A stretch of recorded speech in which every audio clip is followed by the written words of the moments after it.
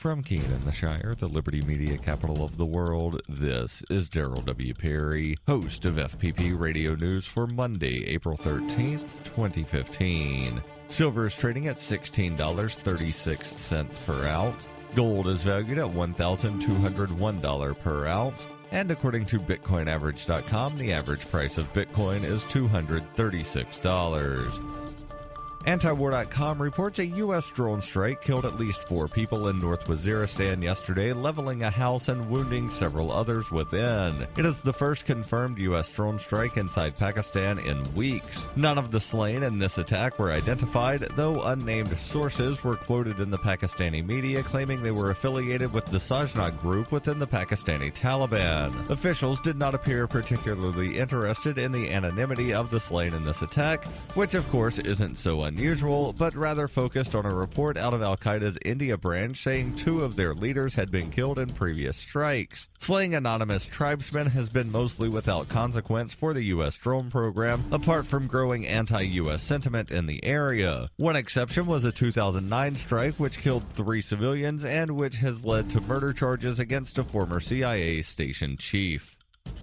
For over 35 years, Robertson Roberts has been a trusted source for buying and selling your investment-grade precious metals. They also take Bitcoin for precious metal purchases and permanently removed the minimum purchase order for all orders paid in the digital currency. Call Robertson Roberts today for knowledgeable advice on investing and a forward-thinking approach to new technologies. 850-478-5270 or online at rrbi.co.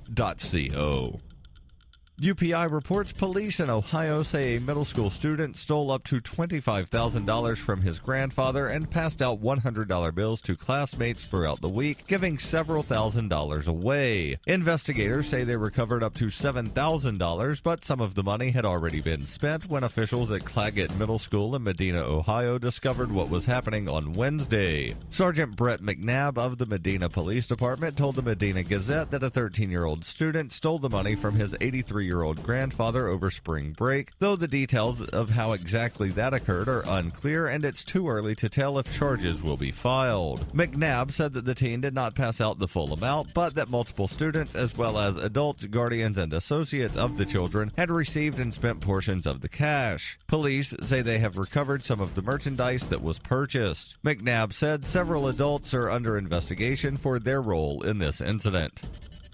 FPP Radio News is brought to you by Coinbase. Coinbase is a simple and secure online Bitcoin wallet for sending, receiving, and storing Bitcoin. I trust Coinbase. You should too. Get started at coinbase.fppradio.com.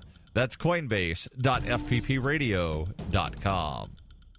Reuters reports an Egyptian court's decision to sentence 14 men to death and jail 37 others accused of ties to the outlawed Muslim Brotherhood, which Human Rights Watch said was politically motivated and blatantly unjust. The court condemned Muslim Brotherhood leader Mohammed Badi and 13 other senior members of the group to death on Saturday. American-Egyptian Mohammed Sultan, the son of a Brotherhood preacher who received a death sentence at the same hearing, was among those sentenced to life in jail. The men were among thousands of people detained after freely elected President Mohamed Morsi was toppled in 2013 by the military under Abdel Fattah al-Sisi, who is now the president. Sisi describes the Brotherhood as a major security threat. The White House has condemned the verdict against Sultan, who was found guilty of supporting the Islamist movement and transmitting false news. Cairo defended its action, saying it had given protesters the opportunity to leave peacefully and that armed elements within the Muslim Brotherhood initiated the violence. Sarah Leah Whitson, Human Rights Watch's executive director for the Middle East and North Africa, said the fact that those who publicized the mass killings of 2013 could go to prison for life, while those who did the killings receive official accolades, perfectly symbolizes the abject failures of the transitional justice in Egypt. The verdicts can be appealed in Egypt's highest civilian court. Officials in Egypt's foreign ministry were not immediately available for comment. Human Rights Watch also criticized a recent U.S. decision to end a freeze on military aid to Cairo at the same time as the Egyptian judiciary has been passing sentences against journalists and political opposition.